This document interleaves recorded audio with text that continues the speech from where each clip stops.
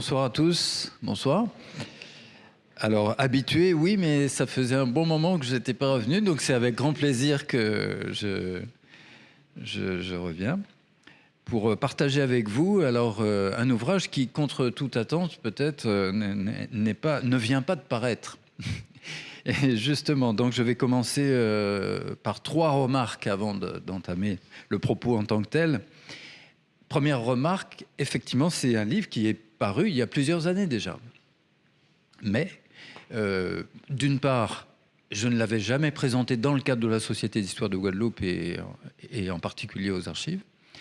Et surtout, deuxième raison, l'actualité ne fait que démontrer d'année en année la pertinence, à mes yeux, de l'ouvrage, d'avoir publié cet ouvrage. Et puisque malheureusement, pour des raisons éditoriales, c'est un éditeur allemand, les éditions universitaires européennes, a rendu l'ouvrage très cher. Même sur Internet, sur Amazon, on trouve des fois à 40 €. Enfin, parfois, en occasion, on arrive à le trouver à 20 €. Parce que, bon, il y a beaucoup d'illustrations en couleur. Donc, ça a augmenté, paraît-il, les coûts de fabrication. Et c'est bien dommage parce que, du coup, ça a réduit considérablement sa diffusion. Et je souhaite que cet ouvrage soit connu d'abord particulièrement en Guadeloupe, là où je l'ai écrit, et sur le territoire qui est concerné par l'ouvrage, et pas seulement en Europe, quoi. Donc, première remarque, malgré que ce soit un livre paru il y a plusieurs années, j'ai quand même souhaité et sollicité de venir vous le présenter ici, dans le cadre de la société et au public bastérien plus largement. Deuxième remarque, c'est un ouvrage original, si on peut dire, dans son contenu matériel, dans sa conception matérielle, parce qu'il est issu, en fait, des diaporamas que je présentais à l'époque où le sujet m'est apparu. Je n'en ai pas fait tout de suite un ouvrage, j'en ai fait une série de conférences. Et donc, j'ai monté un petit diaporama qui est, là, par exemple, là, c'est ça qui m'a donné après l'idée de la couverture finale de l'ouvrage, mais c'était déjà ça à l'époque. Ça, c'était à Fouillol, vous voyez, en 2013, je crois. Et donc, souvent, les gens, à l'issue des conférences, me demandaient un support papier, puisque c'est vrai que le diaporama, ça passe parfois un peu vite. Là, d'ailleurs, ce soir, on va pas le passer en entier, hein. C'est un aperçu du livre. Vous retrouverez le contenu justement exactement dans le livre. Du coup, c'est un livre diaporama, c'est-à-dire c'est un livre dont le contenu reflète le diaporama, avec plus d'appareils scientifiques, plus de références bibliographiques quand même, en bas de page, etc. Mais la structuration est identique à peu près au diaporama initial. Donc c'est un livre très aéré, le texte est très aéré, il y a beaucoup d'illustrations, aussi bien dans la partie historique que la partie contemporaine.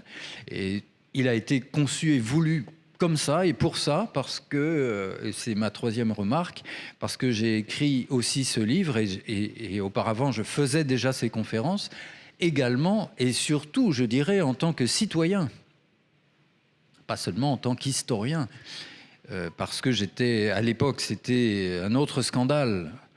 Et c'est d'ailleurs ce scandale-là qui m'a guidé vers le lien que je vais tenter de vous expliciter tout à l'heure entre le code noir et le chlordécone. Pourquoi, quel lien, quel rapport ça peut avoir? C'est l'affaire des épandages aériens de pesticides. Dans les années 2013, 14, 15, toute la mobilisation citoyenne contre les épandages aériens de pesticides en Guadeloupe et en Martinique, à laquelle j'ai participé, justement. Donc c'est essentiel, en utilisant mes connaissances historiques et juridiques, puisque je suis aussi juriste de formation, je suis en histoire du droit, donc d'abord juriste et puis ensuite historien. Ou les deux en même temps, si on peut dire, je fais les deux formations.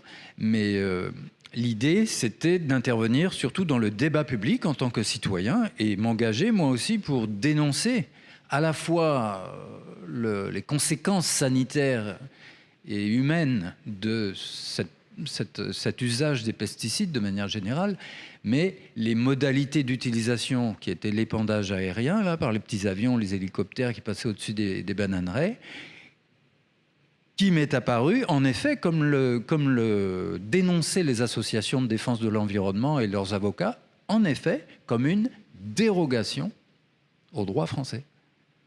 Parce que, commençons par là d'ailleurs, comme ça vous permettra peut-être de mieux comprendre. Parce que je suis arrivé au chlordécone plus tard. Moi, je suis arrivé ici en 96.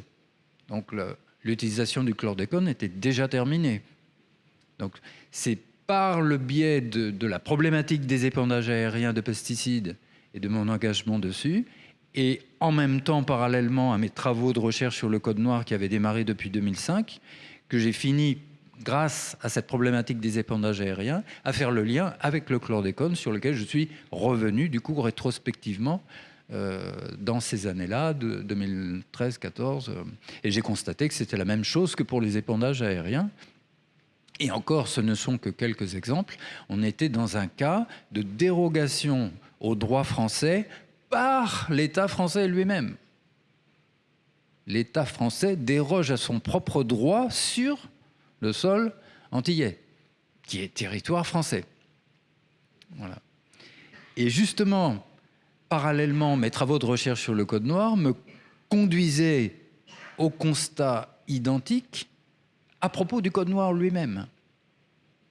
Voilà. Alors là, on va pouvoir commencer à rentrer dans le propos en tant que tel et l'explicitation du lien, justement, entre tous ces phénomènes. Alors, commençons par le commencement, si vous voulez, ou alors on pourrait commencer par les épandages. Tiens, ben, commençons par les épandages. Tiens, justement, partons du présent pour remonter dans le passé et mieux comprendre le présent à la lumière du passé, qui est quand même un des rôles de l'historien, hein, Gérard, d'aider à mieux comprendre le présent à la lumière du passé. Alors, quelle était la problématique par rapport aux épandages aériens d'un point de vue, encore une fois, non pas sanitaire et humain, là c'est sûr que là, bien sûr c'est dangereux, mais d'un point de vue juridique.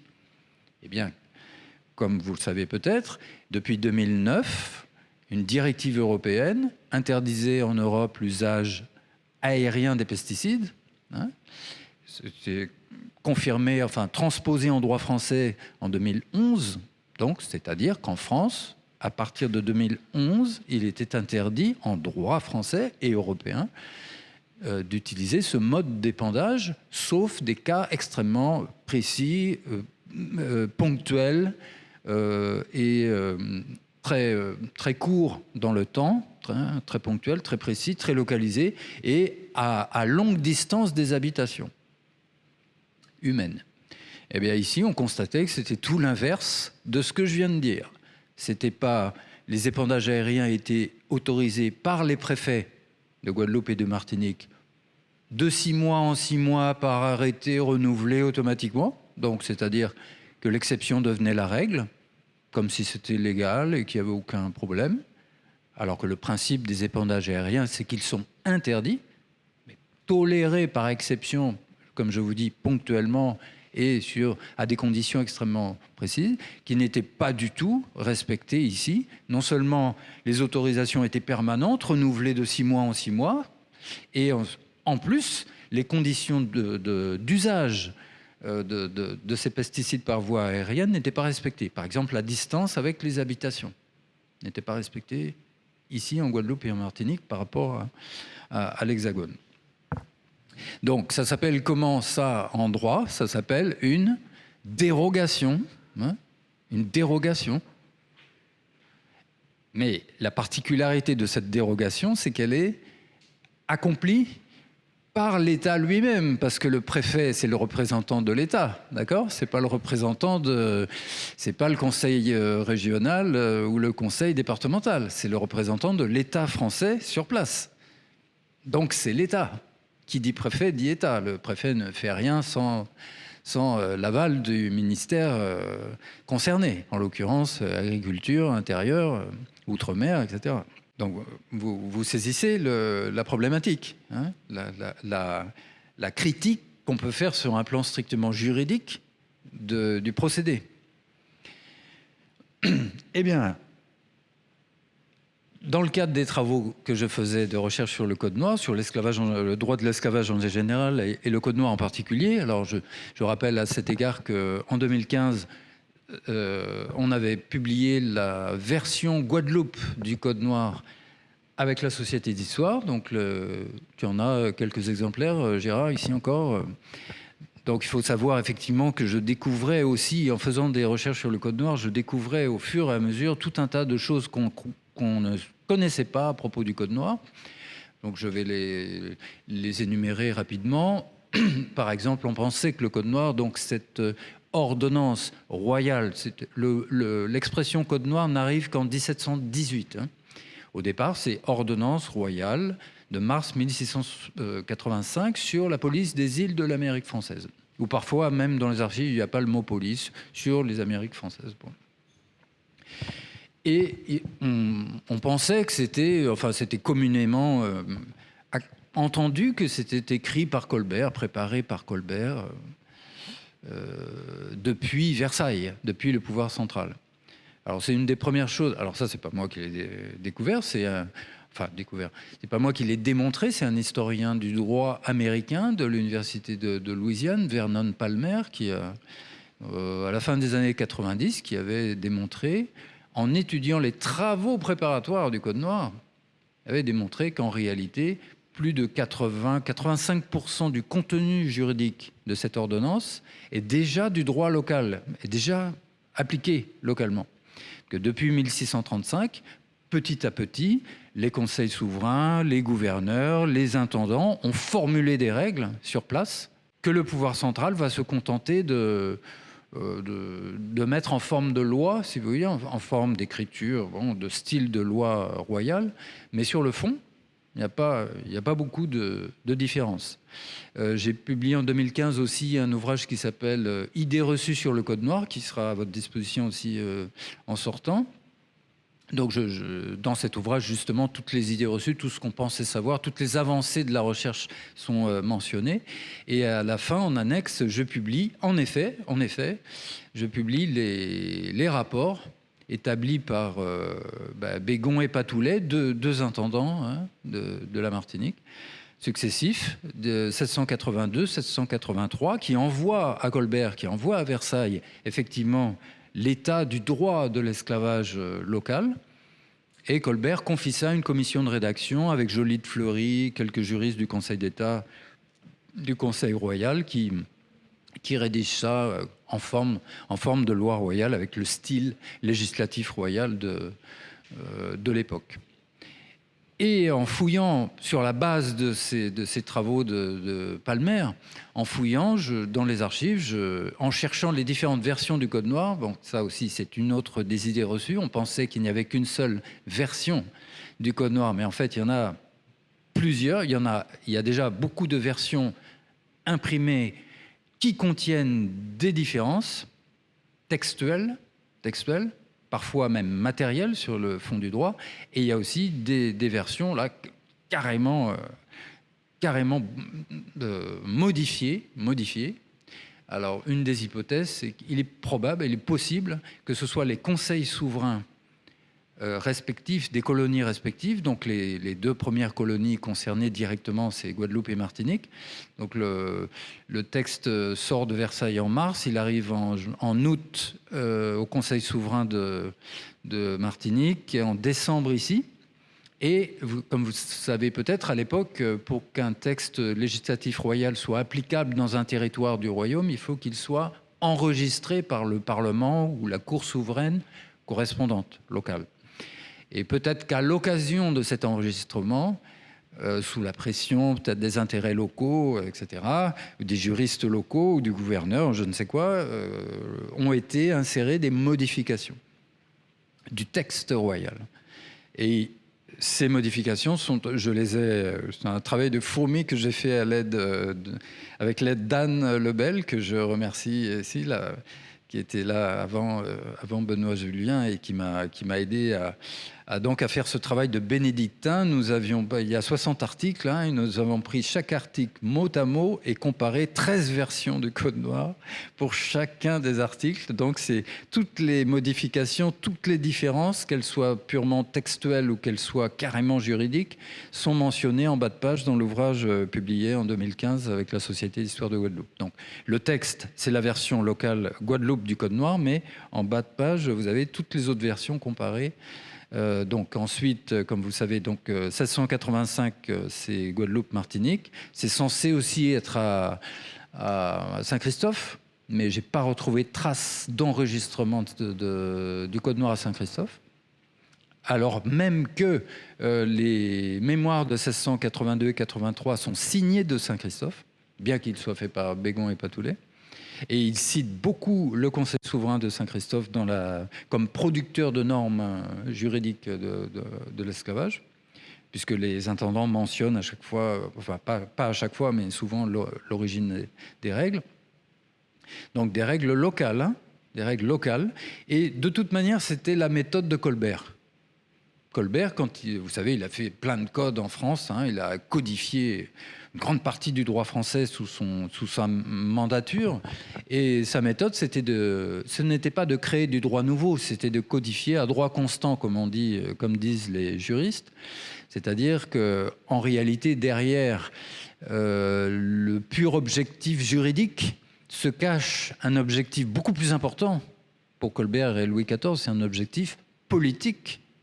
Hein, c'est réaffirmer la mainmise de l'État royal. On est en pleine période absolutiste. Hein, la prétention et la tentative de l'État royal d'apposer son contrôle, sa mainmise, partout où il le peut sur le territoire du royaume. Et codifier un droit pour ensuite faire signer cette ordonnance de la main du monarque, hein, c'est une façon d'affirmer l'autorité monarchique sur le territoire et la matière concernée. Hein. D'ailleurs, pour le Code noir, c'est la même chose. Puisque je viens de vous dire que la plupart des règles qu'il contient étaient déjà appliquées sur place, on constate que l'ambition principale de cette ordonnance royale, c'est pas de créer du droit nouveau pour l'esclavage, puisqu'il est déjà là et il fonctionne déjà, mais c'est de réaffirmer l'autorité royale. C'est ce que dit le préambule d'ailleurs de l'ordonnance, très clairement, sur ces territoires. Et précisément, on en arrive à la dérogation. Je ne vais pas énumérer toutes les autres idées reçues, vous pourrez les consulter dans l'ouvrage. Il y a plein d'autres choses qu'on a découvert sur le Code noir. Notamment aussi une idée reçue qui était tellement pourtant qui sautait aux yeux et que la plupart des gens ne voyaient pas. On disait Code noir de Colbert. Et Colbert décède en septembre 1683. Et le texte est de mars 1685. Donc, bien évidemment, il s'agit, enfin, pour les historiens, il s'agit de Colbert fils. C'est le fils de Colbert qui va finir le travail de son père et faire signer ça à Louis XIV en mars 1685.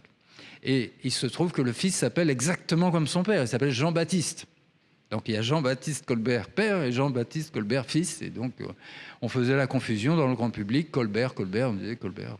Bon, peu importe, à la limite, hein, peu importe, c'est le Code noir dès Colbert, on pourrait dire, père et fils, puisque le père entame le processus et le fils le termine. Et pour terminer avec Colbert, et pour revenir justement à cette dimension dérogatoire, en fouillant comme ça, en faisant les recherches sur le Code noir en général, je tombe sur ce mémoire de 1681. Tiens, je vais peut-être plutôt vous montrer justement les illustrations, hein, parce que là, ça va être long si on fait tout ça. Là. Les illustrations que le livre contient, voilà. Un mémoire de Colbert à l'intendant de Martinique, Patoulet, en 81, dans lequel Colbert demande justement à l'intendant de lui compiler et lui envoyer à Versailles toutes les règles juridiques relatives à l'esclavage dans les colonies françaises, en tout cas aux Antilles françaises. Et dans ce texte, Colbert reconnaît que l'esclavage en France, eh bien, c'est interdit. Ça n'existe plus. Depuis la fin du Moyen-Âge, il y avait des poches de résistance dans certaines régions, mais l'esclavage en droit public français, en droit commun français, et à l'époque, ce qui Ce qui symbolise le droit commun français, c'est la coutume de Paris. La coutume de Paris, contrairement à ce qu'on pourrait croire, ne concerne pas que Paris, elle couvre les 2/3 du royaume. Son champ d'application territoriale est énorme. Donc le ressort du Parlement de Paris aussi est très important, le ressort juridictionnel. Et la coutume de Paris, alors là, est très très claire. C'est d'ailleurs la raison pour laquelle le Parlement de Paris refusera toujours de reconnaître la validité du Code mort en France. Et je le dis ça au passage, j'en profite pour vous le dire aussi. Il se trouve que, le sachant, beaucoup d'avocats au XVIIIe siècle, libéraux, philanthropes, etc., qui étaient contre l'esclavage, ont utilisé cette situation juridique de l'illégalité de l'esclavage sur le sol français. Ça, c'est un grand principe qui date au moins du XVe siècle et qui a été formulé clairement au XVIe, XVIIe, le sol de France affranchi. Le sol de France affranchi. Une historienne canadienne qui s'appelle Sue Peabody a fait sa thèse là-dessus en anglais, à Cambridge, je crois, ou Oxford, sur ce principe-là, l'histoire de ce principe juridique, un grand principe général du droit français, le sol de France affranchi. Nulle terre française ne peut porter d'esclaves. C'est d'ailleurs, si vous vous souvenez, ce principe qui est mentionné dans le décret de mars 48. Le premier décret, pas celui du 27 avril, le premier, je crois, du 5 mars 1848, considérant que, en vertu du principe que le sol de France affranchi, que nulle terre française ne peut porter d'esclaves. Vieux principe. En application de ça, on a un arrêt du Parlement de Bordeaux de 1571, déjà qui applique ce principe. Il y avait un navire espagnol chargé d'esclaves qui avait accosté, et quelques esclaves avaient réussi à s'enfuir. Ils avaient donc débarqué, ils avaient donc touché le sol français. Et bien, le Parlement de Bordeaux les avait déclarés libres. Ils ont touché le sol français. Bon, après, ça va changer.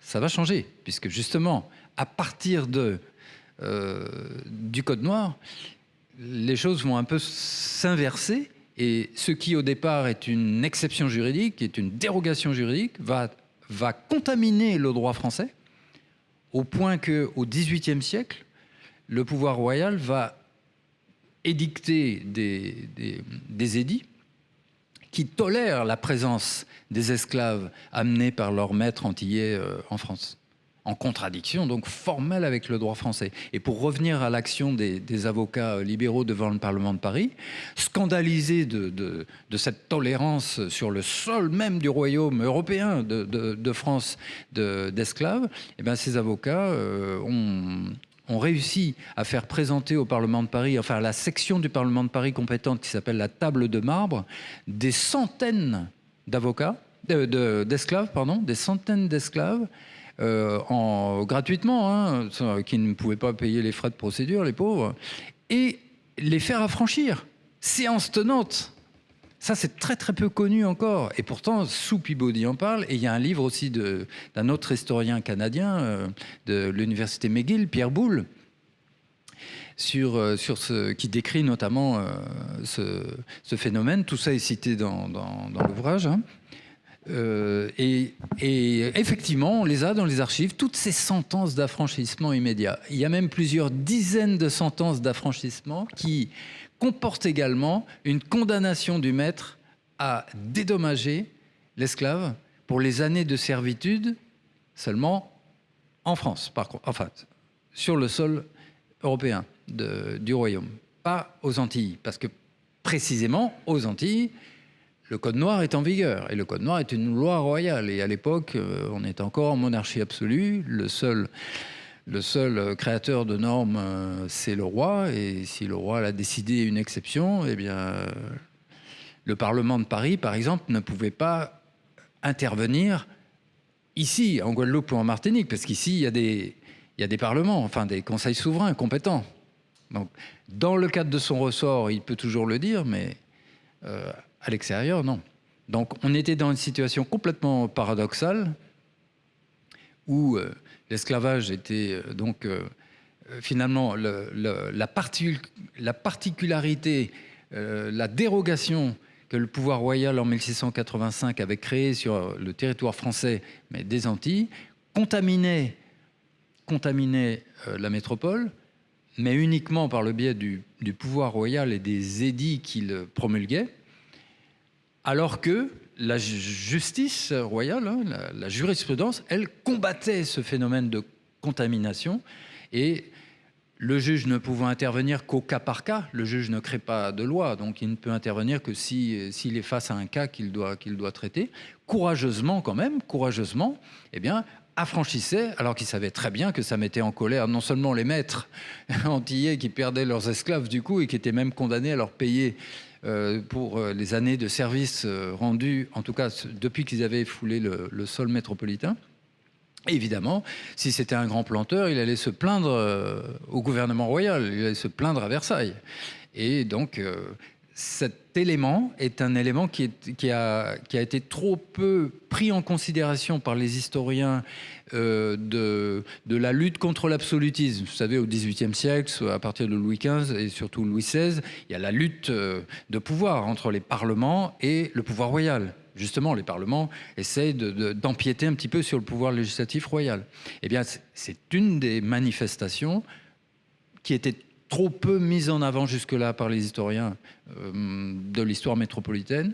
C'est une des manières que les parlements utilisent, en tout cas que le Parlement de Paris utilise, pour contester l'autorité royale.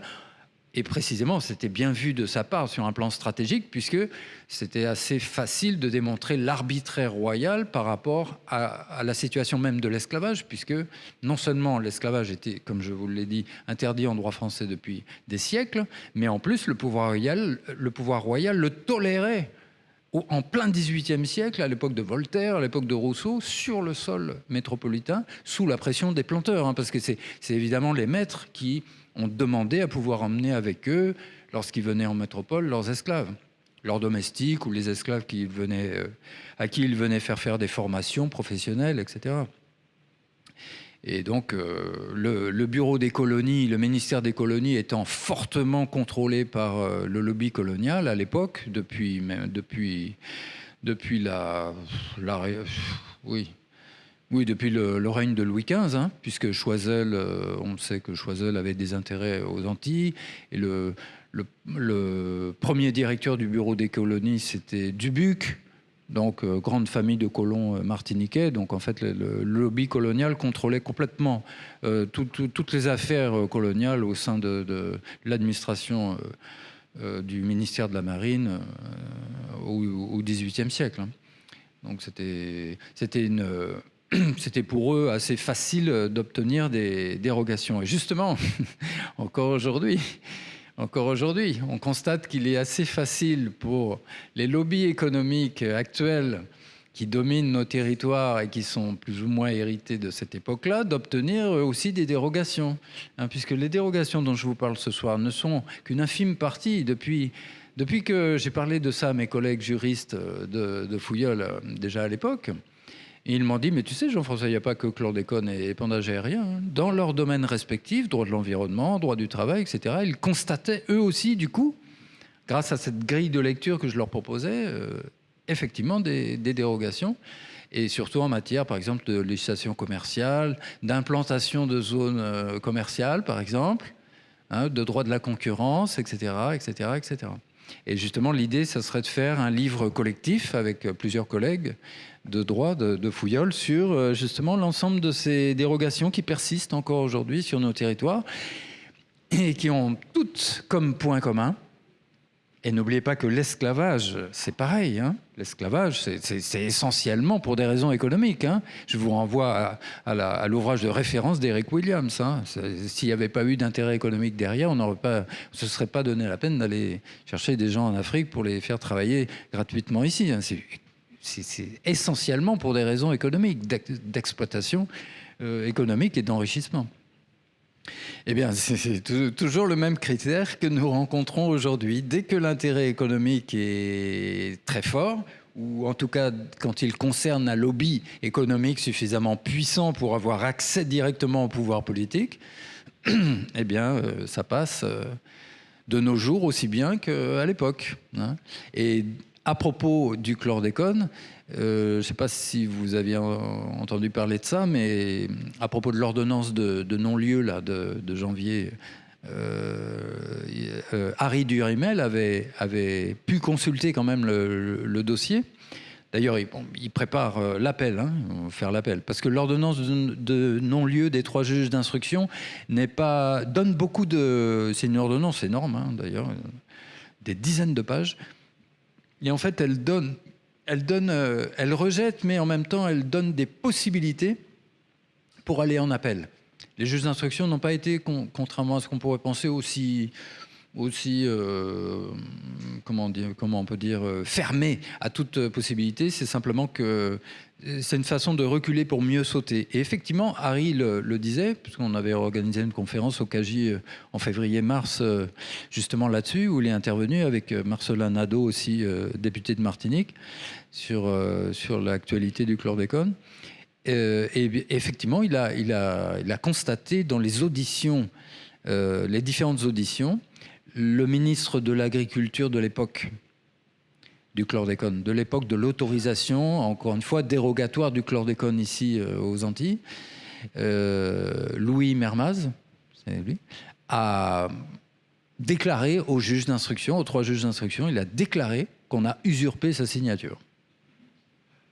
Alors, soit c'est une technique pour se défausser, mais c'est pas totalement improbable, hein, étant donné, je vous dis, la puissance de ce lobby économique, elle est insoupçonnée. Hein. Vous ne pouvez pas savoir à quel point, une fois qu'on est dans les rouages des ministères, au niveau des directions des ministères, vous savez, chaque ministère a des champs de compétences avec un directeur en haut, qui sont des hauts fonctionnaires, qui ne sont pas des politiques. Que c'est pas totalement impossible. Bon, en tout cas, quelle que soit la vérité, qu'il ait lui-même signé ou qu'il se soit fait usurper sa signature, comme Harry Durimel le dit, c'est un scandale juridique et politique, du coup. Alors, soit qu'un ministre se fait usurper sa signature par un de ses directeurs d'administration, soit que le ministre signe de lui-même, de sa pleine volonté, un texte manifestement illégal, puisque le chlordécone était interdit en droit français depuis 90. Dans les 2 cas, c'est un scandale juridique et politique. On est bien d'accord. Hein, voilà. Et bien, pour revenir au Code noir, ben c'est donc déjà le cas, puisque Colbert le dit en 1680, il l'écrit dans sa missive là, du 30 avril. Cette matière est nouvelle et inconnue dans le royaume, j'y connais rien, moi, et puis ça n'existe pas. La coutume de Paris, au contraire, le prohibe totalement. Donc, faites-moi remonter à Versailles ce que vous pratiquez déjà comme règle juridique sur place, et on va le mettre en forme de loi. Donc, du coup, peut-être que vous saisissez maintenant le lien qu'on peut faire entre Code noir, chlordécone, par le biais des épandages aériens. Dans tous les cas, l'État français lui-même crée sur ces territoires-là, qui sont des territoires français, à ce que je sache, des règles juridiques contraires au droit national, au droit français officiel. Et c'est ça qui a donné un autre éclair d'illumination par rapport à l'ouvrage, justement, le Code noir, que j'ai publié en 2012, dans lequel je considère que le Code noir est l'acte créateur du droit colonial français, en tant que corps de règles françaises, mais entièrement à part, et non pas à part entière. C'est-à-dire complètement dérogatoire au droit dont il est lui-même pourtant issu. D'autant plus que Colbert lui-même, vous voyez, la contradiction va atteindre son sommet à ce moment-là, sous le règne de Colbert déjà, enfin sous la mandature de Colbert. Toute la problématique, à mes yeux, de l'histoire du droit colonial est contenue déjà, ne serait-ce que dans ces dizaines d'années, enfin les années où Colbert était aux affaires. Quelques années auparavant, 1685, qu'est-ce qui se passe ? Eh bien, Colbert prend des décisions qui, au contraire, vont dans le sens d'une assimilation juridique avec le droit commun national. de nos territoires. Alors, en 1664, il y a donc... Ouais, le rachat, si on peut dire, hein, à la Compagnie des Indes qui est en faillite. Et en 1600, je crois, 74, donc ça devient vous voyez, là, ce n'est plus une entreprise privée qui gère les territoires. Et en 1674, il y a une annexion directement complète de nos territoires au domaine de la couronne. C'est-à-dire qu'à partir de 1674, oui, c'est ça, si ma mémoire est bonne, nos territoires sont censés être non seulement administrés, mais régis directement par l'État et donc par le droit commun national. 1664, voilà, c'est l'application de la coutume de Paris, ici. Déjà avant, hein, déjà dans les édits des compagnies précédentes, c'était mentionné, mais c'était en concurrence avec le droit normand aussi, qui a été pratiqué ici. Mais à partir de 1664, la coutume de Paris est déclarée applicable ici. Donc le droit commun français à part entière, national. 1664, et donc, vous voyez, 1685, c'est tout l'inverse. Le même homme, le même Colbert qui a fait décréter par Louis XIV quelques années auparavant l'assimilation juridique entière de nos territoires dans le droit français, eh bien, crée un corps de règles entièrement à part avec la légalisation de l'esclavage. Donc en réalité, cette ordonnance, on peut dire qu'elle est... Alors à l'époque, on ne peut pas faire de recours, hein, il n'y a pas de conseil constitutionnel, etc.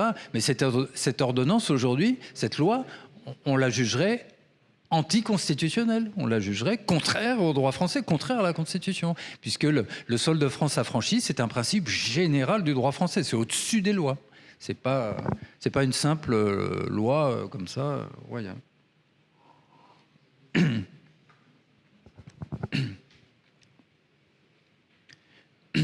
Voilà. Bon, il y a différentes... Oui, autre idée reçue aussi sur le Code noir.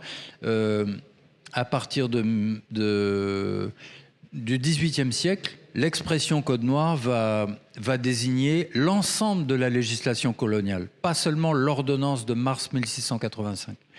Et on en finira donc ça va devenir, le Code noir va devenir une sorte de recueil, hein, un code au sens actuel du terme, avec beaucoup de lois dedans, beaucoup de règles dedans. On en arrivera avec les éditions Pro, là, celle que je vous présente. La dernière édition, 1762, je crois, ou 4, comportait 600 pages. 600 pages. Donc en fait, le droit colonial de l'esclavage, c'est pas seulement l'ordonnance de mars 1685. D'ailleurs, autre idée reçue, on croit souvent que le Code noir correspond à la réalité de... Non. Non, déjà, ne serait-ce qu'au niveau théorique, en théorie, le Code noir a été profondément, le Code noir de 1685, enfin, l'ordonnance de 85, qu'on appellera Code noir à partir de 1718, mais vous voyez, la confusion, on l'appellera Code noir, et en même temps, c'est justement à partir du 18e qu'apparaît le sens large du mot Code noir. Donc, Code noir au sens large, Code noir au sens strict. Bon. C'était très confus à l'époque. L'ordonnance de 1685, elle-même, sur un plan théorique, je ne parle pas encore de l'application pratique sur le terrain par les juges ou les maîtres eux-mêmes ou les usages, etc., a été modifiée dès l'année suivante. Il y a 2 articles du Code noir qui, dès 1686, sont modifiés, sont abrogés. L'article qui interdit la vente d'esclaves le dimanche et celui qui interdit aux esclaves de témoigner. Ils sont modifiés par un arrêt du Conseil du Roi dès l'année suivante. C'est mentionné en marge d'ailleurs dans l'édition Moreau de Saint-Méry. C'est lui qui a rapporté la version Guadeloupe du Code noir d'ailleurs. C'est la seule version qui soit imprimée, qui soit manuscrite. La version Guadeloupe du Code noir est la seule version manuscrite, à part celle qui sort de Versailles, que j'ai trouvée. Les autres sont imprimés. Le Code noir, en fait, c'est davantage un discours juridique sur l'esclavage, plus qu'une réalité juridique, sans même parler de la réalité pratique de son application. Là, par exemple, dans le Code noir, vous avez deux articles qui interdisent les rassemblements festifs d'esclaves. 16 et 17, interdiction aux esclaves de se rassembler pour faire la fête. Tous les historiens locaux savent que c'était pas appliqué. Tous les samedis soirs, il y avait un léose sur une ou l'autre des habitations parce que les maîtres permettaient ça et toléraient ça en contradiction avec la loi pour que les esclaves puissent, pour éviter les révoltes, que leur donner un petit moment de... Voilà.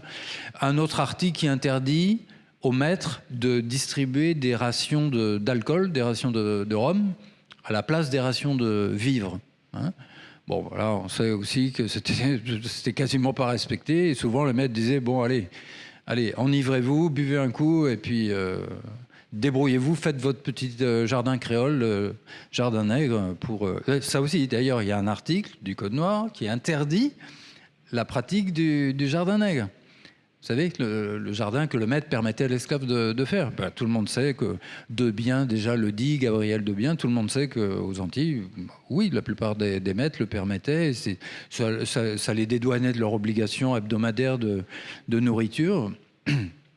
Et donc, en fait, quand on parle du droit de l'esclavage, il faut vraiment faire attention entre le droit officiel, la loi officiellement en vigueur, et les pratiques juridiques, avec l'assentiment le plus souvent du gouverneur, de l'intendant et surtout du conseil souverain local, qui le tolérait. Donc ça, il faut faire attention à ça.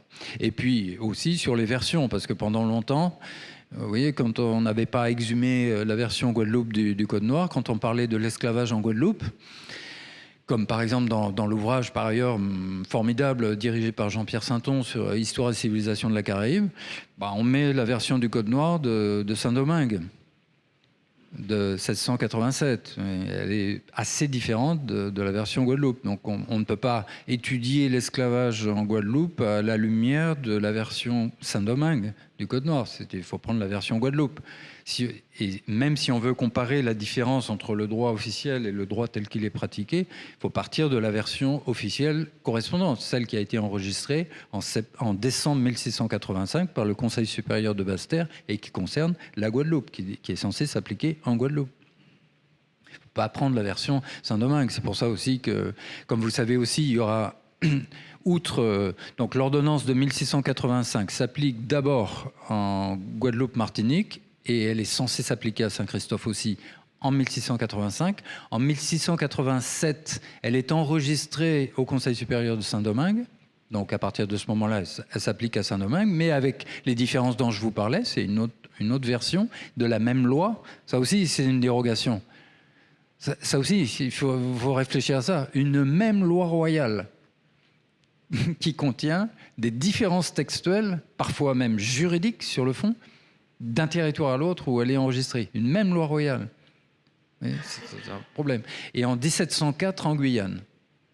Ensuite, il y a deux autres édits qu'on appellera aussi Code noir au XVIIIe siècle, qui concernent l'un 1723 les Mascareignes et l'autre 1724 la Louisiane. Ça, c'est des textes juridiques différents, donc c'est normal qu'ils soient différents. Et on les appellera aussi Code noir. Vous voyez, c'est complexe. Et malheureusement, Memorial Act, j'ai fait partie du comité de pilotage à l'époque avec Jacques Adélaïde et tout ça, et puis j'ai dû, malgré que je leur avais transmis la version Guadeloupe du Code noir, hein, parce qu'il a ouvert en 2015. J'étais en train de préparer l'ouvrage.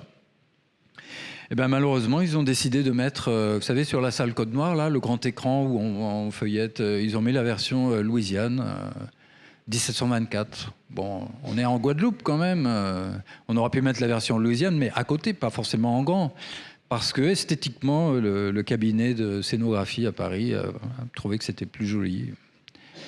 Et donc, voilà, la rigueur historique. Et puis, pour une fois qu'on avait découvert la version Guadeloupe, qui était restée, je vous le rappelle, dans les archives depuis 1685. Jamais, à ma connaissance, cette version n'a été imprimée, même localement, par un gouverneur ou un intendant, non. Elle a été littéralement exhumée. Et c'est heureusement que Moreau de Saint-Méry était passé par là, il l'avait recopié à la main. Parce que c'est à travers la collection Moreau de Saint-Méry que je l'ai retrouvée, manuscrite. D'ailleurs, j'ai mis la première page aussi dans dans l'ouvrage. Voilà. On en arrive maintenant à la dernière partie, hein, pour pas être trop long, réserver du temps pour l'échange. Le summum de la dérogation. Voilà, on va atteindre l'Everest de la dérogation avec Napoléon. Et quand je parlais tout à l'heure de l'actualité de mon livre, vous n'êtes pas sans savoir qu'un grand film de Ridley Scott vient de sortir sur les écrans. Je n'ai pas encore été le voir, mais je vais y aller. Parce que j'ai déjà prévu d'écrire quelque chose à ce sujet. D'ailleurs, je vous renvoie à un article publié par une collègue historienne américaine sur theconversation.com États-Unis, sur ce film et sur l'oblitération totale de la politique coloniale de Napoléon par Ridley Scott. Il n'y a pas un mot apparemment là-dessus. Pourtant, il y a Joséphine qui est très présente dans le film. On voit le général Dumas, je crois, à un moment, en figurant, il ne parle même pas.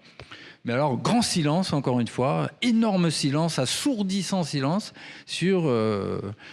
Et l'idée, c'était quand même de montrer que Napoléon a été aussi un personnage très, très sombre. Bah, là, c'était l'occasion ou jamais de parler de ce qui s'est passé ici, surtout en Haïti. Alors elle, la collègue historienne, justement, c'est plus d'Haïti qu'elle parle, mais elle oublie, ou en tout cas, elle n'a pas développé sur la Guadeloupe. Ce qui s'est passé en Guadeloupe en 1802 sur le plan juridique.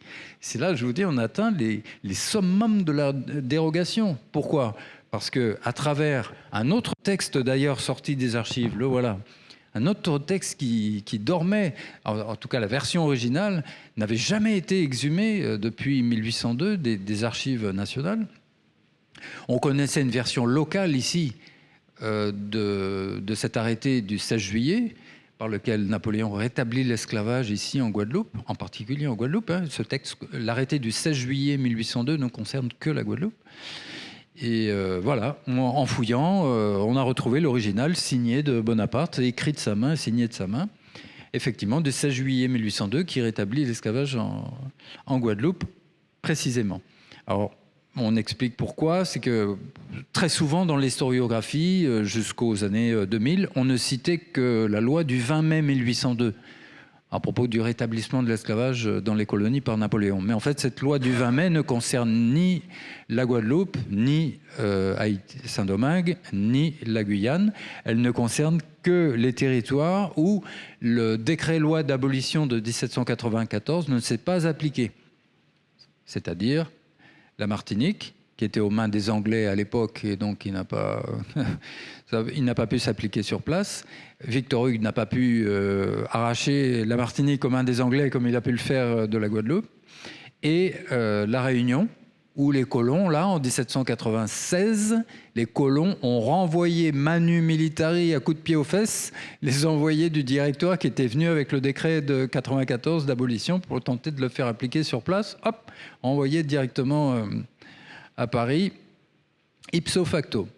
Donc, c'est deux territoires où la première abolition ne s'était pas appliquée et la loi du 20 mai concerne ça. Et donc, elle concerne ces territoires. Elle maintient l'esclavage là où il n'a pas été concrètement aboli depuis 1994. Et donc, restait le cas de Haïti, de la Guadeloupe et de la Guyane. Bon, Haïti, c'est déjà réglé, si on peut dire, puisque c'est déjà la guerre avec la France en 1802. Donc il n'y aura pas d'arrêté, produit par le pouvoir central sur Haïti. La Guadeloupe, c'est cet arrêté du 16 juillet, là, retrouvé en 2007 par moi et un jeune collègue historien du droit qui faisait sa thèse aussi sur l'histoire de l'esclavage, l'histoire du droit de l'esclavage, Jérémy Richard, à l'université d'Aix-Marseille. Et puis la Guyane. Et effectivement, en Guyane, il y a aussi un arrêté. On n'a pas réussi à le retrouver dans les archives, mais on sait qu'il existe, du 7 décembre 1802, du même Bonaparte, hein, tout aussi illégal que celui du 16 juillet, on va expliquer pourquoi, et qui concerne le rétablissement de l'esclavage en Guyane, qui légalise le rétablissement de l'esclavage, parce que l'esclavage, bien évidemment, au mois de juillet 1802, l'esclavage est déjà rétabli en Guadeloupe, de fait, et notamment à travers un arrêté, plusieurs arrêtés de Richepense, et notamment, d'où la confusion, un arrêté de Richepense du 17 juillet qui ordonne que dorénavant le titre de citoyen ne sera porté que par les Blancs, entre autres.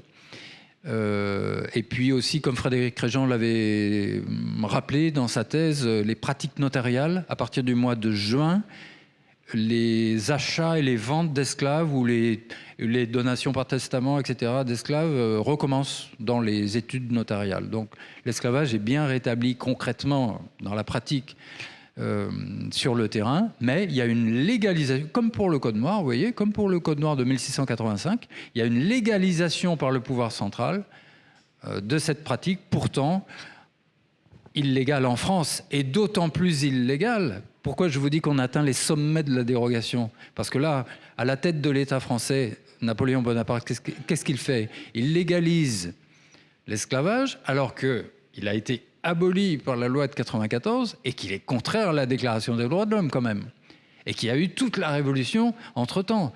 Donc une chose est de constater la dérogation que Colbert et Louis XIV opèrent vis-à-vis du droit français à l'époque au XVIIe, où on ne parle pas encore trop de droits de l'homme, il n'y a pas de citoyenneté, il n'y a pas de démocratie, il n'y a pas de contrôle législatif du pouvoir royal, etc. Autant après 1789, après tout ce qui s'est passé, après non seulement la déclaration des droits de l'homme de 89, mais aussi celle de 93, après l'abolition de 1794, après la première départementalisation, n'oublions pas, la première départementalisation, c'est la loi de 1795, enfin c'est la Constitution de 1795, dont le préambule prévoit que les anciennes colonies font dorénavant partie intégrante de la République française et son département, et qu'elles éliront, il y aura le suffrage et qu'elles éliront des députés, etc. C'est mis en vigueur par une loi du 1er janvier 1898. La départementalisation. Bon, elle ne va pas durer longtemps, elle va très mal s'appliquer, mais au moins en théorie. Et Napoléon revient sur tout ça. Il revient sur tout ça. La première étape, c'est que dans la Constitution qu'il met en place en décembre 99, dite Constitution de l'an 8, ces territoires sont replacés sous le statut colonial. L'article 91, effectivement, de la Constitution, en refait des colonies. Ce ne sont plus des départements français. Et à partir de ce moment-là, tout est possible. D'ailleurs, l'article lui-même, 91, prévoit que ce sera ces nouvelles colonies, du coup, qui redeviennent des colonies, seront régies par des lois spéciales. Ben oui, spéciales, puisque ce sont des colonies. On retombe dans l'idée du droit colonial comme un droit complètement à part du droit français officiel. Et c'est ce qui lui permet... Ensuite, à partir de ça, c'est ce qui permet au régime de Napoléon d'avancer de plus en plus vers le rétablissement de l'esclavage à travers la loi du 20 mai. Mais pourquoi un arrêté d'ailleurs? Pourquoi il n'y a pas eu une loi? Il aurait fallu une loi pour rétablir l'esclavage en Guadeloupe. Le pouvoir a bien utilisé une loi pour le maintenir là où la loi de 94 ne s'était pas appliquée. Donc à plus forte raison, il fallait aussi une loi pour le rétablir là où la loi de 94 s'était appliquée. Seule une loi peut abroger une autre loi. Un simple arrêté, même s'il émane du chef de l'État, un simple arrêté réglementaire ne peut pas abroger une loi, ne peut pas modifier une loi, à l'époque comme aujourd'hui. Eh bien justement, c'est pour ça. Et c'est ce qui en fait un texte totalement illégal. Alors ça, c'est parce que nous sommes juristes que Jérémy et moi, tout de suite, ça nous a sauté aux yeux. Puisque l'article 91 de la Constitution, que lui-même a mis en place, dispose que les colonies sont régies par des lois spéciales, certes, mais des lois. Pourquoi il prend un arrêté? Alors justement, on a creusé la question, on a publié, notamment au bulletin de la Société d'Histoire de Guadeloupe, un long article pour trouver les raisons. La première raison, c'est une raison politique, de politique intérieure, et la deuxième raison, c'est une raison de géopolitique. Politique intérieure, c'est qu'il faut savoir que la loi du 20 mai s'est heurtée à une assez forte opposition des députés. Il y avait deux chambres à l'époque, peu importe, mais dans chacune des deux chambres, enfin, il y a eu des députés qui se sont soit abstenus, soit qui ont voté contre. Donc le pouvoir royal se dit, bon, là il s'agissait simplement de maintenir l'esclavage là où la loi de 94 s'était pas appliquée. Là maintenant on envisage le rétablissement de l'esclavage. Là où la loi de 94 s'est appliquée, enfin plus ou moins appliquée, puisque bon, c'est pas vraiment complètement, totalement appliquée, mais au moins officiellement, il n'y avait plus d'esclaves, c'était des cultivateurs, c'était des citoyens, des hommes libres. Eh bien là, c'est tout autre chose, à plus forte raison. Et justement, c'est pour éviter la contestation, c'est pour éviter un camouflet éventuellement parlementaire. Ça aurait été la première fois depuis la mise en place de la Constitution de 99 que le Parlement que les chambres se seraient opposées à la volonté de Napoléon. Donc pour éviter ça, puisque le pouvoir, en 1802, le pouvoir de Napoléon n'est pas encore totalement affermi en politique intérieure. Il y a encore de fortes résistances. Il y a les libéraux avec Constant, Germaine de Staël. Il y a l'abbé Grégoire qui est au Sénat. L'abbé Grégoire, fervent défenseur de la liberté des Noirs. Et justement, il a été placé au Sénat pour l'écarter de la scène politique, pour ne pas le laisser dans les chambres, faire de l'opposition justement au pouvoir royal. Donc, première raison, c'est qu'il vaut mieux faire ça en catimini et ne pas exposer ça sur la place publique. S'il y avait eu un projet de loi en ce sens, de rétablissement de l'esclavage en Guadeloupe et en Guyane, les journaux en auraient parlé, l'opposition libérale en aurait profité pour dire, vous voyez, quel dictateur sanguinaire, il va rétablir l'esclavage sur des dizaines de milliers de personnes qui sont libres depuis 8 ans, etc., etc.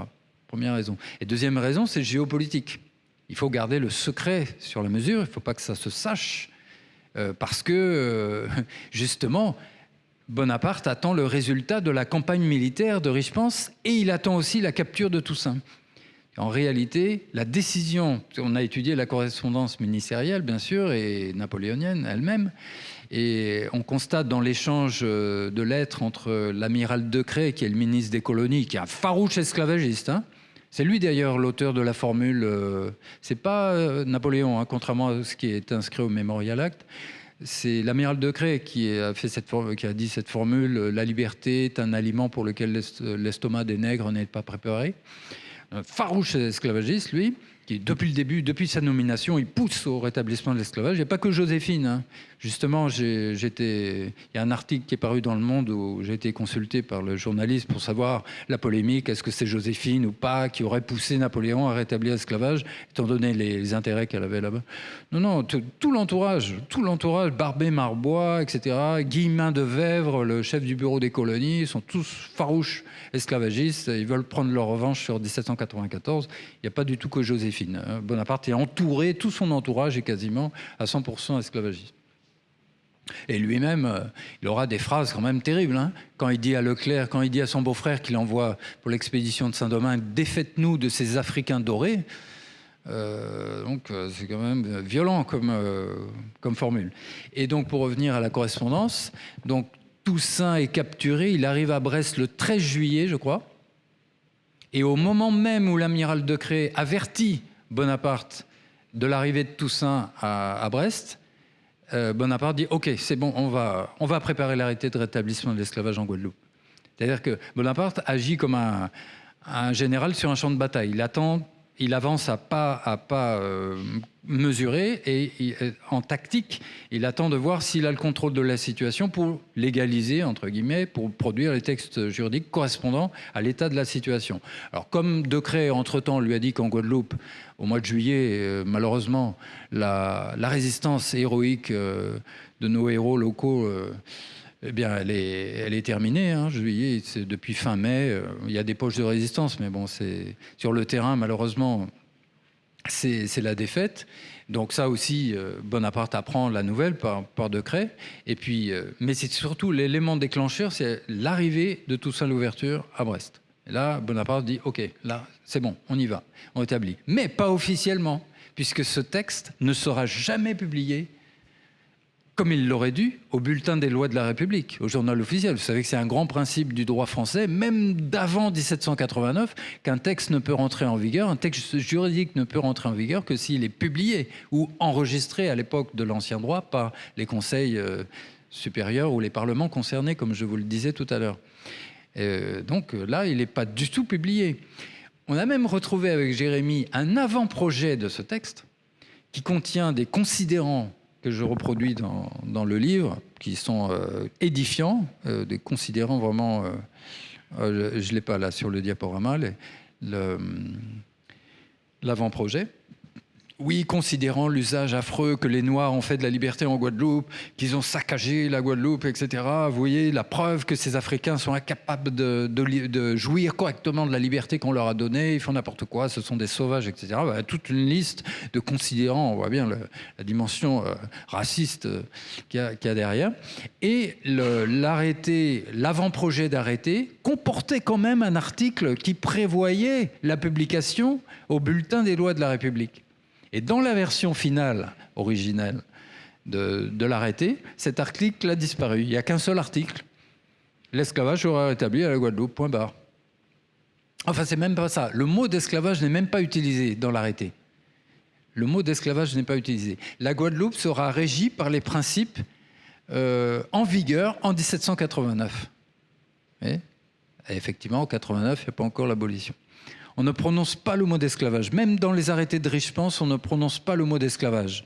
Pourquoi? Alors ça, c'est peut-être une troisième raison, très intéressante d'ailleurs, une raison de politique locale, cette fois-ci, guadeloupéenne, si on peut dire, ou de rapport de force local. Géopolitique, oui, je n'ai pas assez explicité là-dessus. Géopolitique, c'était aussi par rapport au rival anglais, hein, et aussi par rapport à Haïti, à Saint-Domingue. Il ne fallait pas non plus que soit connu trop tôt le rétablissement de l'esclavage officiel par Napoléon à la Guadeloupe pour ne pas attiser la résistance des paysans haïtiens contre le propre rétablissement de l'esclavage que Leclerc était en train de préparer sur place à travers sa campagne militaire. Et d'ailleurs, ça n'a pas marché. Ça n'a pas marché puisqu'on a la preuve dans la correspondance du général Leclerc avec donc son beau-père Napoléon, une de ses lettres qui dit « Vous n'auriez pas dû rétablir l'esclavage civil à la Guadeloupe, ça attise la résistance des paysans haïtiens, maintenant ils sortent des campagnes et ils viennent rejoindre les militaires des Salines pour s'opposer au corps expéditionnaire français. » Donc on a la preuve que le fait d'avoir rétabli l'esclavage en Guadeloupe a été, paradoxalement, une des raisons du succès de la résistance des Haïtiens au rétablissement de leur propre esclavage sur eux, de l'autre côté. Il y a eu des fuites sûrement, comme il y avait des navires qui faisaient souvent le lien entre les deux îles. La nouvelle s'est ébruitée. Alors même que le texte, une fois arrivé ici, le texte reste dans les mains de Lacrosse, hein, le gouverneur. Il ne sort pas, il n'est pas publié même localement. Il ne sera publié localement en Guadeloupe avec une version imprimée qu'on a ici aux archives, là, qui est chez vous, qu'en mai 1803, par le nouveau gouverneur, le successeur de Lacrosse, Ernouf, à son arrivée. Et c'est même pas lui d'ailleurs qui le fait publier, c'est Lescalier, le préfet colonial Lescalier, dans une circulaire, à l'intérieur d'une circulaire qu'il adresse aux différents commissaires de quartier. Eh bien, il fait donc il insère la version imprimée qu'on a ici de l'arrêté du 16 juillet. Voilà. Donc là, n'assiste-t-on pas au summum vraiment de la dérogation juridique sur tous les domaines? Encore une fois, on retrouve les mêmes critères. L'État français lui-même déroge à son propre droit sur le sol antillais, mais cette fois-ci, en allant encore plus loin dans l'illégalité, puisque non seulement sur le fond, ça viole la Déclaration des droits de l'homme, ça viole tout l'idéal révolutionnaire, liberté, égalité, fraternité, etc. Et en plus, sur le plan formel, sur le plan des procédures juridiques, puisque ce texte est illégal juridiquement. C'est un arrêté, il aurait fallu une loi, il n'est pas publié, donc il n'a aucune valeur juridique. Et pourtant ça n'a pas gêné Bonaparte pour le produire, ce texte, et pour le faire appliquer après, ici, en mai 1803, quasiment un an quasiment après le rétablissement de l'esclavage de fait ici, donc de manière rétroactive. Hein. Donc ce texte n'a aucune valeur juridique. C'est vraiment, pour moi, voilà à quoi conduit la logique coloniale. Et justement, pour terminer, revenons maintenant au mot colonial. D'où ça vient tout ça? D'où viennent toutes ces dérogations? Pourquoi toutes ces dérogations? Toujours pour des raisons économiques, hein, parce que c'est pour des raisons économiques aussi qu'il est rétabli. Hein. Ça vient justement non seulement du statut colonial, mais de la nature même de ce qu'est une colonie. Et c'est pour ça que je commence l'ouvrage en rappelant en rappelant cette... attendez. En rappelant cette vérité, hein, c'est que dès le départ, voilà, dès le départ, il faut bien garder en tête que l'idée même de colonie, la notion même de colonie, permet toutes sortes de dérogations, toutes sortes de spécificités. Puisque, par définition, une colonie n'existe que par et pour sa métropole. Elle n'a pas d'intérêt en soi. Il n'est même pas intéressant pour la métropole que la colonie se développe trop. Parce qu'elle va finir ensuite par faire quoi? Par réclamer son indépendance ou faire comme les 13 colonies d'Amérique en 1774, qui ont fini par dire un jour à la métropole britannique, bon, ça suffit. Et comme on a les moyens d'autosuffisance économique, on coupe le lien avec la métropole et on devient indépendant. Pour éviter ça, il faut que la colonie reste toujours dans un état de dépendance, à la fois d'enrichissement de la métropole, mais d'extrême dépendance vis-à-vis de la métropole, pour qu'elle n'ait pas les moyens d'accéder à l'autonomie. Vous voyez ? Donc, par définition, à partir de là, à partir du moment où le but de la colonie, c'est pas de se développer elle-même, pour elle-même, mais de se développer pour l'enrichissement de la métropole, donc pour un enrichissement extérieur à elle-même, tout s'explique. Tout s'explique. Dès que les intérêts économiques de la métropole sont menacés par quelque chose qui pourrait se passer ici, on va faire la dérogation qu'il faut pour que ça reste comme avant et que la colonie reste bien au service de sa fonction naturelle, qui est d'enrichir la métropole et non pas de s'enrichir elle-même. Voilà, ça c'est des citations qui sont sorties de mémoires qui étaient, ça c'est celui de 1765, mais quasiment à chaque nouveau gouverneur, à chaque nouvel intendant, il recevait les mêmes instructions, c'était des instructions stéréotypées qui étaient reproduites de génération en génération, les mêmes citations, et d'ailleurs ce mémoire-là, il a été rédigé par Dubuc. Le chef du bureau des colonies sous Louis XV, c'est un grand colon martiniquais, comme je vous le disais tout à l'heure. Donc lui, il en profite pour veiller à ce que les intérêts des colons soient bien sauvegardés par la législation royale et les pratiques administratives royales. Regardez la troisième citation. Dans le royaume, le commerce n'est encouragé qu'en faveur de l'agriculture. C'est-à-dire que dans n'importe quel État du monde, la première préoccupation du pouvoir, c'est quand même nourrir sa population. Sinon, c'est la révolution, c'est la famine, c'est l'affaiblissement de la population. Même en Chine, même en Russie, même Poutine, si monstrueux qu'il soit, Poutine pense, justement, c'est une des raisons des ambitions de Poutine sur l'Ukraine, c'est le blé. C'est le blé. L'Ukraine, c'est un gros producteur de blé, donc c'est nourrir la population. Si une population bien nourrie, elle va être contente de son chef, elle va être contente de son État, elle va être en bonne santé, elle va pouvoir faire la guerre aussi, conquérir territoire, etc. Dans les colonies, vous voyez, c'est l'inverse. On s'en fiche. Dans les colonies, ce qui compte, c'est que l'agriculture serve au commerce, c'est-à-dire soit exportée pour faire de l'argent, mais qui n'est pas réinvesti ici, ou qui est réinvesti mais dans les plantations, mais pas dans l'économie générale, et pas au service du bien-être des populations. Si vous prenez le chlordécone, les épandages aériens, vous voyez, c'est la même chose. Qui dit commerce dit intérêt économique, on est bien d'accord. C'est pas que commerce, qui dit commerce dit enrichissement, dit recherche de profit. Par définition, le commerce, c'est la volonté de mettre en circulation des marchandises, certes, mais en réalisant un profit. C'est pas du bénévolat, le commerce. Hein. Donc, forcément, dès qu'un intérêt économique est menacé, si le lobby est suffisamment puissant pour le faire, il va intervenir auprès du pouvoir politique français central pour obtenir les dérogations nécessaires à la sauvegarde de ses intérêts économiques, de ses profits réalisés dans le cadre local. Donc, si vous prenez tous les cas de dérogation, par exemple, je citais tout à l'heure, aux Antilles, on a des dérogations dans les tailles de grande surface par rapport au droit de la concurrence français, les autorisations administratives d'ouverture de grands centres commerciaux comme d'Estrelan, Millénis, etc. Ben ça a été fait en dérogation du droit français.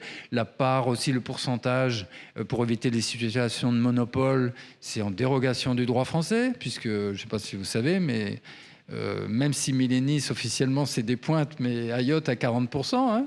Donc voilà, c'est des situations de monopole ou de quasi-monopole, d'oligarchie économique qui s'auto-protège, qui s'auto-maintient, les distributions exclusives aussi de produits contraires au droit français de la concurrence, etc. Mais sous la pression des lobbies économiques, s'il est suffisamment puissant, il a un relais suffisamment grand auprès du pouvoir central, notamment à l'époque de Sarkozy, où la fameuse phrase que tout le monde connaît, je rentre là-bas sans montrer ma carte d'identité. On ne va pas citer le nom du béquet qui l'a dit, tout le monde connaît. Je vous renvoie au documentaire là, qu'on peut trouver sur YouTube, Les derniers maîtres de la Martinique. Je crois que c'est Brut, documentaire très édifiant là-dessus. Voilà. Et ça a toujours été la mentalité du colon depuis le début, depuis le XVIIe siècle. Moi, je suis au-dessus de la loi. Et c'est pour ça aussi que les colons violaient souvent le Code noir. Vous savez que je vous rappelle quand même que le Code noir de 1685 interdit au maître de torturer son esclave ou de le tuer. C'est formellement interdit, poursuivi pour meurtre. Hein. Si un maître tue son esclave, il sera poursuivi pour meurtre devant la justice royale, d'après le texte. La plupart... On sait très bien dans la plupart des cas, puisque la justice royale, en l'occurrence, était le Conseil souverain de Basse-Terre et qu'il était composé de colons, bah, c'était forcément du non-droit permanent, du passe-droit permanent, et les maîtres se permettaient, pour affirmer leur autorité sur leurs habitations, de torturer ou de tuer les esclaves qu'ils voulaient. Ce n'est qu'au XIXe siècle où il y a de plus en plus de contrôle, etc. Et puis l'affaire Douillard-Mahaudière, par exemple, qui est bien connue, où c'était sur la Grande Terre, ça, un maître qui a enfermé une de ses vieilles esclaves soupçonnées de vouloir l'empoisonner dans des conditions horribles, sans manger, sans boire, jusqu'à ce qu'elle meure comme ça, sans air, enfin vraiment... horrible. Et puis, il y a quand même eu une enquête du procureur général. Il est venu sur le terrain. Le maître a quand même été déféré à la cour d'assises, mais il a été condamné à une très, très faible peine. Très faible peine. Pas pour meurtre. Parce que poursuivi pour meurtre, c'est-à-dire un maître, normalement, qui tuait son esclave, d'après le Code noir, s'il était poursuivi pour meurtre, il risquait la peine de mort. À l'époque, dans l'ancien droit, c'était ça. Ben non, ça n'a jamais existé aux Antilles un maître mis à mort pour avoir tué son esclave. Donc on était là encore une fois dans la dérogation de la dérogation. Non seulement le Code noir déroge au droit français en tolérant, en légalisant l'esclavage sur un sol français, mais en plus ça allait beaucoup plus loin dans la dérogation, puisque les articles du Code noir qui tentent plus ou moins de protéger un tant soit peu l'esclave n'étaient pas respectés. Ça va changer un petit peu à partir de 1820 parce que la Cour de cassation va avoir la possibilité de recevoir des pourvois contre les arrêts rendus par les cours d'appel de Basse-Terre et de Saint-Pierre. Donc là, il va y avoir quelques arrêts de la Cour de cassation qui vont essayer un peu de rétablir un semblant de justice sur ce plan. Mais ça sera très ponctuel et très compliqué. Notamment l'affaire Virginie en Guadeloupe, où une mère esclave affranchie par testament avait essayé de faire affranchir ses enfants aussi par le même fait. Et il faudra 18 ans de procédure et 2 fois aller en cour de cassation pour finir par obtenir gain de cause après 18 années de procédure judiciaire, comme l'affaire Furcy en Martinique. Mais là, c'est pire. Là, c'est pire. Et d'ailleurs, il manque... autant l'affaire Furcy, elle est connue maintenant, il y a eu plusieurs ouvrages là-dessus, des documentaires et tout, autant Virginie mériterait, sa mémoire mériterait, son combat est extraordinaire, ce combat de 18 années de procédure, avec les avocats aussi qui l'ont aidé gratuitement, notamment le futur gouverneur de la Guadeloupe en 48, dont le nom m'échappe... après, qui a été nommé par le gouvernement républicain après. proche de Schœlcher. Périnon, voilà, Périnon. Ouais. Comment? Alors, c'est pas Périnon, alors. C'est... son nom m'échappe. Gâtine, voilà, Gâtine. Alphonse Gâtine, voilà. Gâtine. Gâtine était l'avocat de Virginie. Un avocat abolitionniste. Il avait présenté plusieurs pourvois à la Cour de cassation dans différents cas d'esclavage.